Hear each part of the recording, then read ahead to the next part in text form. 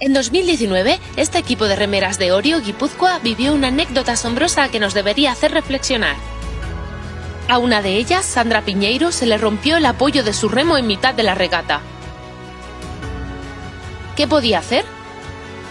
Podía tirarse al agua para quitar peso a la embarcación, no estorbar.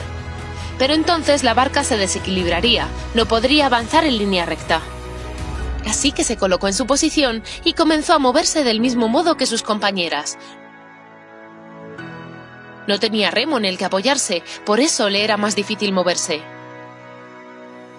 Podía parecer una carga para sus compañeras, sin embargo, era todo lo contrario, era igual de esencial que todas las demás.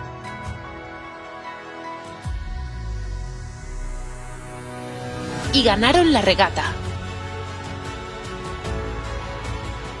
Lo hicieron apoyándose las unas en las otras. Sandra colaboró como podía, aún sin remo. Lo que hice fue lo que haría cualquiera, es algo que te sale solo, declaró. Porque cuando tu apoyo se rompe, cuando te quedas sin nada, hay otro apoyo que nunca te debería faltar, el de las demás. Las personas no somos cargas, somos motores, y ninguna es más que otra. Y sí, a todo el mundo puede rompérsele el apoyo de su remo. Cuando eso pasa, el equipo tiene que seguir actuando como un equipo, no tirar por la borda a uno de sus miembros, por muy débil que parezca o porque parezca que no aporta. Todas aportamos, incluso sin remo. Así funcionan el apoyo mutuo, la solidaridad, la justicia social y el trabajo en equipo.